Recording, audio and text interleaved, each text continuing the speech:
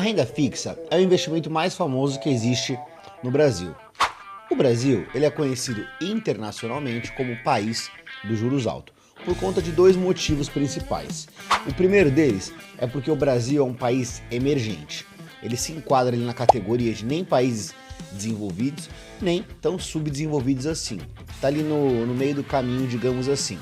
Nesse caso, os países emergentes têm que ter uma taxa de juros alta naturalmente, justamente para atrair capital estrangeiro, ou seja, ter demanda pela sua moeda, no caso, o real. E também por conta de um segundo motivo, que na verdade esse é o mais importante, que é o que traz aí à tona esse vídeo, que é a irresponsabilidade fiscal. O Brasil nos últimos 100 anos já trocou mais 10 vezes de moedas, ou seja, somos conhecidos aí como um país aí que temos muita irresponsabilidade fiscal, né? Muitas políticas econômicas fracassadas que corroeram o poder de compra de várias moedas que tiveram tentativa de ser implementadas no Brasil. Isso faz com que uma economia instável, mais a questão de ser um país emergente, tenhamos juros altos e temos muita flutuação desses juros conforme a economia vai caminhando. Está um pouco melhor, os juros caem, está um pouco pior, os juros sobe. E juros altos, mais essa oscilação forte de juros, traz muitas oportunidades em renda fixa, e é por isso que o Brasil é conhecido como o país da renda fixa. Esse vídeo eu vou falar tudo sobre renda fixa. Qual que é o melhor tipo de renda fixa, qual que rende mais, qual que tem mais riscos. Então, quem assistir esse vídeo até o final e ainda continuar com dúvida em renda fixa, tá maluco! Antes de iniciar o vídeo, aproveita, já se inscreve no canal, ativa o sininho para ficar por dentro de tudo, porque tem vídeo novo toda semana. Bora lá! Eu vou separar o vídeo em 4 etapas, em 4 partes, para ficar mais fácil o aprendizado. Sendo elas a primeira, quais são os tipos de renda fixa, quais são os emissores, né, quem emite esse título de renda fixa, quais são os dois modos principais de investir em renda fixa, que é ou você levar esse título até o final do vencimento, ou você sair antecipado, me aprofundar bastante nesse tema de marcação na curva e marcação a mercado. 3, quais são os tipos de retorno, né, de rentabilidade que você consegue ter ao investir em renda fixa. 4, quais são os riscos que você está correndo quando você investe nessa classe de ativo. Então, resumidamente, existem 3 principais emissores de renda fixa no Brasil, sendo eles os títulos públicos federais, as emissões bancárias e os créditos privados, como você consegue ver nesse gráfico na tela. Representando os títulos públicos federais, temos aí Tesouro Selic. Você vê que é um investimento que tem a menor projeção de rentabilidade, consequentemente, o menor risco. Tá? Já vou me aprofundar na questão de risco de cada um deles. Logo na sequência vem as emissões bancárias. Rende mais que os títulos públicos, né? Porque tem mais risco, só que menos que os créditos privados. Tá? O crédito privado, dentre essa classe aí de renda fixa, é o que mais tem a probabilidade, a projeção de retorno, já que tem um risco maior. Dá até para se estender aqui nesse gráfico, você vê que os fundos imobiliários também têm mais risco e mais retornos, as ações, os private equity. Private equity nada mais é do que ações menores aí com maior potencial de retorno, porque tem mais risco, né? Daria para colocar até acima do private equity aqui o venture capital, né, que são as ações mais arriscadas ainda, né? Por final ali, as criptomoedas. Me aprofundando mais nos tipos de renda fixa, o primeiro deles, o título público federal, nada mais é do que você está financiando o governo federal, né? Trazendo uma explicação, mensalmente o governo vai fazer uma arrecadação de impostos, né, que seria, por exemplo, a receita do governo, o salário do governo, tá? E, ao mesmo tempo, o governo vai ter os seus gastos, com aquilo que a gente já sabe, né, com a previdência social, principalmente, para financiar a própria dívida, com a saúde, com a educação, com a segurança, etc. Tudo aquilo que a gente já sabe. Então, se o governo no mês ele gasta mais do que ele arrecada, ou ele tem que aumentar os impostos, ou ele tem que emitir novas dívidas. Então, emitindo novas dívidas, você vai lá, você vai comprar essa dívida e para ter um retorno em cima disso aí. Então, resumidamente, o título público federal é você emprestar dinheiro para o governo federal, no caso, o Tesouro Nacional que faz toda essa ponte. E aprofundando mais nos tipos de renda fixa, o Tesouro Direto, né, o Título Público Federal, temos aí Tesouro Selic, esse é o mais conhecido.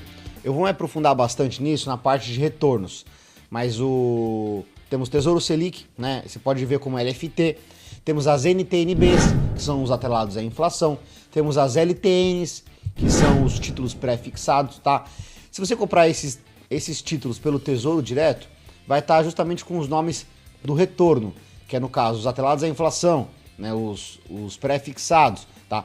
Se você comprar através de uma corretora, né, pela parte da corretora mesmo, você vai ver como NTNBs, que são os atrelados à inflação, LTNs, que são os pré-fixados, tá? A dinâmica é bem simples, o investidor vai lá, né, vai colocar o dinheiro vai emprestar o dinheiro para o Tesouro vai dar um título de dívida para ele, depois de um certo tempo, o governo vai lá, devolver o seu título e pegar o seu dinheiro com juros adicional. A dinâmica é a mesma, tanto para as emissões bancárias, quanto para crédito privado. Já em emissões bancárias, esses são mais conhecidos, né, que são os CDBs, as LCIs, as LCAs. No caso das LCIs e LCAs, essas são isentas de imposto de renda porque são para favorecer algumas principais áreas da economia, como por exemplo a parte de mercado imobiliário e de agronegócio, tá? Isso não quer dizer que são melhores, temos que simplesmente fazer um cálculo. Quando a gente pega um CDB e vai comparar com uma LCI, por exemplo, temos que fazer o cálculo final para ver qual vai render mais. Não necessariamente a LCI e a LCA é melhor somente por conta que é isenta de imposto de renda, tá? A mesma coisa em crédito privado. Os principais créditos privados temos aí os CRIs, os CRAs e as debêntures. Temos também as debêntures incentivadas, tá? Os CRIs, CRAs e as debêntures incentivadas são isentas de imposto de renda justamente porque favorecem alguns setores aí principais na economia. Isso não quer dizer que são melhores que as debêntures que pagaria imposto. Temos que fazer a conta para ver qual vale mais a pena, tá? Mas CRIs, CRAs, assim como os LCIs e LCAs, tem a mesma finalidade, né? Favorecer ali os setores do agro e da parte de construção, mercado imobiliário no geral.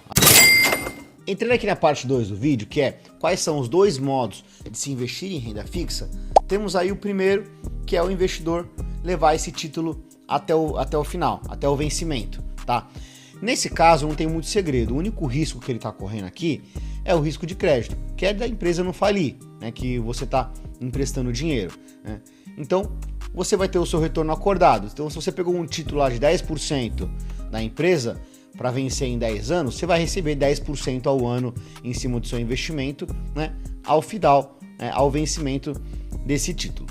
E o segundo modo, que é o modo aí mais complexo, digamos assim, que é você sair desse título antecipado, seja por uma questão estratégica ou seja por uma questão de necessidade.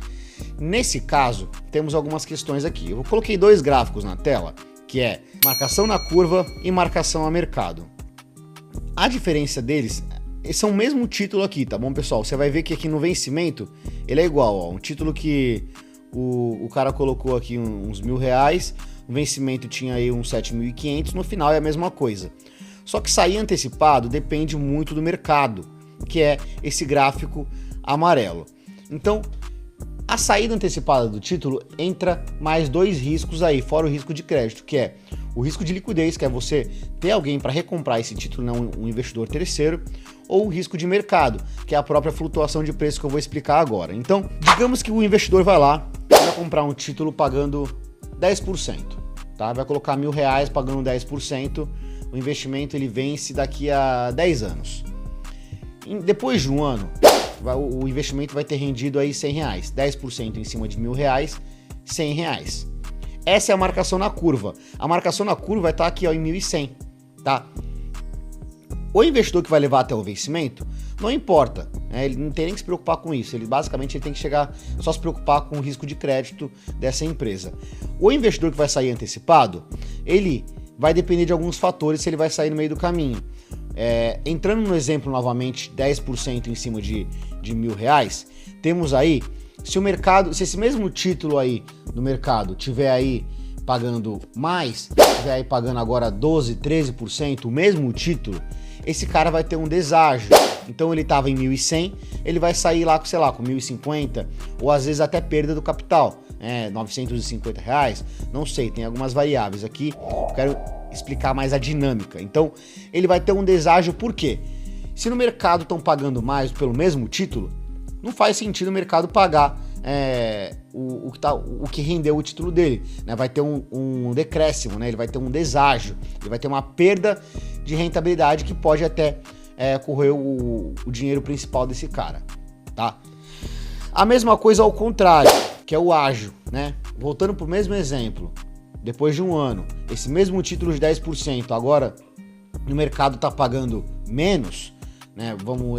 Esse mesmo título está pagando 8%, 7%, o mercado vai querer o título dele, ou seja, vai dar um acréscimo por esse título. Então, se está em R$ 1.100, esse investidor vai sair, por exemplo, com 1.150, 1.200. Ficou claro que é a diferença de ágio e deságio da marcação a mercado. A marcação na curva é a própria taxa contratada que você pegou o título. A marcação a mercado, né, são algumas variáveis que você vai sair no meio do caminho. Isso acontece mais com crédito privado e título público federal, tá? Emissão bancária, se acontece é muito pouco mesmo, tá bom? Mas no geral a emissão bancária tem mais esses deságios aí por conta da FGC e alguns fatores. Mas se você quer sair antecipado, o título público federal e crédito privado pode te dar esse ganho adicional. Parte 3. Tipo de retorno da renda fixa. Resumidamente, temos 3 principais tipos de retorno, que é os híbridos, né, que são atrelados à inflação, pagando IPCA, né, que é a inflação, mais uma taxa adicional, mais uma taxa pré-fixada. Os pós-fixados, que são atrelados aos juros do Brasil. Normalmente esses títulos aí vai estar atrelado ou à Selic ou ao CDI, né? Ou o terceiro tipo são os pré-fixados, né? Então não importa o que vai acontecer no meio do caminho, você vai ter aquele retorno porque já está pré-fixado, tá?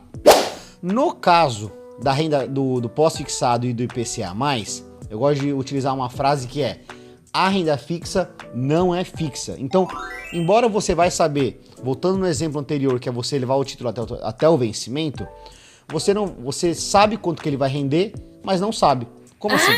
Se você pegar aí um título atrelado à inflação, pagando inflação mais 6, você sabe que você vai ganhar a inflação mais 6 no vencimento. A gente não sabe qual vai ser a inflação no meio do caminho. Se a economia do Brasil desandar, né, for ruim, ou seja, a gente tiver uma inflação muito alta, uma média de inflação de 10% ao ano, você vai ter aí 10 mais 6, né?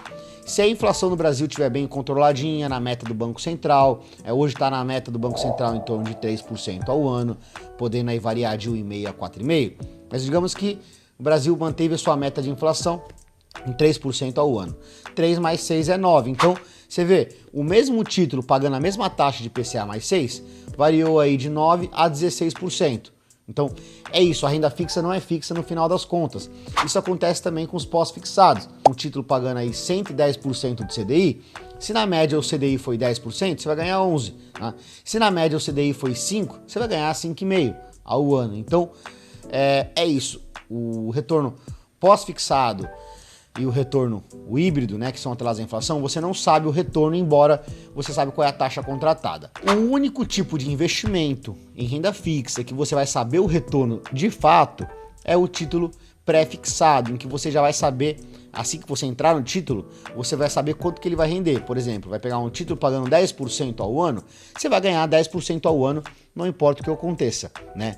A não ser que você saia antecipado. Aí você tem que voltar no tópico anterior e rever a parte de marcação na curva, marcação a mercado. Mas o investidor que vai pegar um título pré-fixado e levar até o vencimento, esse é o único caso que o investidor sabe quanto que ele vai render no final das contas. Resumidamente, o pós e o IPCA, ele vai trazer um retorno aí nominal alto se a economia do Brasil for ruim nesse período. O pré-fixado, ele vai ter um retorno aí, digamos, um retorno real melhor, né, se a economia se sair bem. Isso se dá por quê? A economia do Brasil, né, se ela desandar, se ela se sair mal, ou seja, tiver uma inflação descontrolada, o Banco Central também sobe os juros para justamente derrubar a inflação.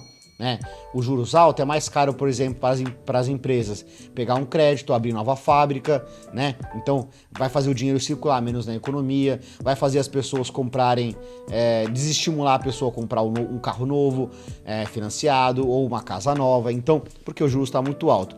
O juros alto serve justamente para controlar essa inflação e derrubar a inflação. Então, a economia se saindo mal, né, os títulos pós-fixados e o IPCA+, tendem a render mais. A economia se saindo bem, o título pré-fixado não vai mudar, ele é o mesmo. Mas por que eu digo que pode render ter um juros real maior, tá bom?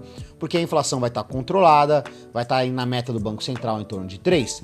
Dependendo do título que você vai comprar, você vai ter um retorno, um real maior, já que a inflação está bem controlada, porque o risco de um pré-fixado é justamente da inflação estar descontrolada. Porque aí se você pegar um título pré-fixado pagando 10% ao ano, isso pode ser bom ou pode ser ruim, porque depende da inflação. Se a inflação for 3, você teve um ganho real de 7%, né? Que o título rendeu 10, só que a inflação rendeu 3, um ganho real foi de 7, aproximadamente. O cálculo é um pouco mais complexo, mas uma conta de padaria é essa. E por que pode ser ruim? Digamos que nesse mesmo caso, a inflação aí descontrolou e bateu 15% ao ano, né? O seu título não rendeu nem a inflação. Então foi um investimento ruim. Então é por isso que eu falei, resumidamente, o pré-fixado se dá bem, né? Quando a economia vai bem. O pós-fixado e o híbrido, né? Que são os atrelados ao CDI, os atrelados ao Selic, né? Os atrelados à inflação, tendem a render bem se a economia degringolar. Tá? Porque esses investimentos vai render aí os juros, porque o juros sobe se a economia degringola, né? Esses investimentos vai render a inflação sempre se dá mal, por exemplo, em uma crise, isso em todas as crises, se a gente puxar aí, pós-Covid, a inflação disparou, pós-crise de 2008, a inflação disparou, pós ali o impeachment da Dilma, em que a gente teve PIB negativo, a inflação disparou. Então, em cenários que a economia vai ruim, o pós-fixado e a inflação se dão bem. Em cenários que a economia vai se dar bem, o pré-fixado pode ser mais interessante por conta desse caso, mas tem esse risco aí que está correndo, que é se a inflação disparar, o seu pré-fixado não render nem a inflação. Parte 4. Risco de crédito. Esse tipo de risco é o mais importante na renda fixa, que é o quê? O investidor vai lá emprestar dinheiro para um banco ou para uma empresa e ele ter esse dinheiro de volta no final, seja no vencimento ou na saída antecipada, a empresa não ter quebrado. Então, no caso de título público federal, esse a gente fala que tem um risco soberano. Nada mais tem mais risco do que o título público federal. Porque, por exemplo, eu gosto de utilizar uma comparação com o Itaú. Qual é mais arriscado? Você emprestar dinheiro para o governo do Brasil ou para o Itaú? Se o Itaú quebrar, não tem como ele imprimir dinheiro para te pagar. Mas provavelmente o Brasil não vai quebrar junto com ele. Vai impactar bastante. Estamos falando do maior banco privado do país, tá? O caso do título público federal, se o Brasil quebrar, ele consegue imprimir dinheiro para te pagar, entendeu? E com certeza o Itaú vai quebrar também. Se o Brasil quebrar, o Itaú quebrou também. Vai quebrar junto, vai ter um efeito manada, né? Quando o país quebra, tudo que tá abaixo dele quebra, todas as instituições quebram, entendeu? Então, é isso. O governo tem uma impressora de dinheiro, uma impressora de imprimir, né, real. Então, se ele não tiver dinheiro para te pagar, ele pode imprimir para te pagar. Então, nada mais tem mais risco de crédito do que um título público federal de um país. A não ser que, por exemplo, eu acho que o Brasil pode vir quebrar, dar calote, aí é algo mais generalizado, um problema mais complicado. Nesse caso, a forma de você se blindar é investir no exterior. Eu vou deixar um link aqui no card e na descrição do vídeo, que vai falar alguns fatores principais de você investir no exterior, que tem essa diversificação de risco país, né, você se blindar frente a uma possibilidade de uma quebra generalizada no país. Então, assista esse vídeo lá porque é bem interessante, vai abrir aí os seus olhos com investimento no exterior, tá bom? Emissões bancárias. No caso das emissões bancárias, em crédito privado, temos aí o principal fator de risco, que é negócio chamado rating, que temos 3 principais agências de risco, que é a Fitch, a S&P e a Moody, no qual, né, tem uma avaliação interna lá, que elas vão fazer uma análise da empresa ou do banco para analisar a qualidade de crédito, né, que é a qualidade, que é a probabilidade dessa empresa honrar com seus compromissos, que é pagar suas dívidas. Aí a gente começa aí basicamente em AAA, né, que é a top de linha, com mais qualidade de crédito, e vai descendo, 2A, 1A. A gente fala no mercado aqui que grau de investimento é tudo que for pelo menos acima de BBB, né? Eu gosto de trabalhar com acima de A, mas tem muitos investidores que trabalham com 2B, 3B, entendeu? Tomar cuidado, mas esse é um modelo de você analisar se essa empresa vai honrar com seus compromissos, que é através do rating. Tá começando seus investimentos? Começa com tudo que for AAA. Banco AAA, empresa AAA, tá bom? Porque eu falei que os créditos privados rendem mais que os títulos bancários, tá bom? Por conta de um negócio chamado FGC, que é o Fundo Garantidor de Crédito que as emissões bancárias possuem, ou seja, uma segurança maior para os investidores. Como que funciona isso aí? Resumidamente, o FGC cobre até 1 milhão, tá? Sendo no máximo 250 mil por instituições, ou seja, eu tenho aí dinheiro aí 1 milhão, eu posso separar em 4 bancos que eu vou estar coberto, tá? Tem algumas questões aí, o FGC é uma instituição privada, ele pode quebrar se ocorrer uma quebra generalizada de banco. Então, não é legal você jogar todas as suas esperanças no FGC e pegar, por exemplo, um banco com baixa qualidade de crédito, lá no rating, né? Eu diria que o rating é muito mais importante do que o FGC. Então, procure investir em bancos saudáveis, tá bom? Para você ter o seu retorno de volta. A não ser que você entenda do que você está fazendo. Nesse caso, você pode estar investindo em bancos, né, mais arriscada, e tem a questão do FGC, é uma questão aí mais profissional. Então, você pode utilizar o rating mais o FGC para analisar o risco de crédito de uma emissão bancária. Você tem que analisar também se esses bancos estão associados ao FGC, tá bom? Vou deixar o link do FGC aqui também na descrição para você conferir se o banco que você está investindo, se você comprou um CDB, é associado ao FGC. E na parte de crédito privado, o mais importante é o rating. Você pegar uma empresa com alta qualidade de crédito para ter o seu retorno no investimento. Entrando aqui nas considerações finais do vídeo, também muito importante, é o imposto de renda. A tabela de imposto de renda em cima de renda fixa, ela é regressiva, ela começa com 22,5 e vai até 15. Eu sugiro, né, caso você consiga a questão de liquidez, né, tem que se planejar, para que você pelo menos invista por mais de 2 anos em um título de renda fixa, para você justamente pegar essa menor alíquota de imposto de renda e, consequentemente, pagar menos imposto de renda, a alíquota mínima de 15%, que é acima de 2 anos. Um outro ponto importante também são os cupons e a amortização, tá? No caso, principalmente ali, de crédito privado e título público federal. Os título público federal com final par, eles pagam ali cupom a cada 6 meses. Final par paga fevereiro e agosto, tá? Final ímpar paga maio e novembro. Já em crédito privado é muito dinâmico, né? Muito variável, né? Cada crédito privado paga de uma maneira. Tem crédito privado que paga aí janeiro e julho, outro que paga aí junho e dezembro, enfim. Tem que analisar bastante o seu título que você está comprando. Eu tenho aqui um vídeo também no YouTube, que eu vou deixar também no card e na descrição do vídeo, que é como que você constrói uma carteira de renda fixa, né, no caso com crédito privado, e você tem um recebimento mensal desses cupons, gerando aí uma renda passiva mensal, periódica, caindo na sua conta, tá bom? Então, se você gostou desse vídeo, peço para que você me ajude, dá trabalho fazer esse vídeo, tá bom? Curte e compartilha com alguém que você também acha que pode achar interessante. Muito obrigado e tchau!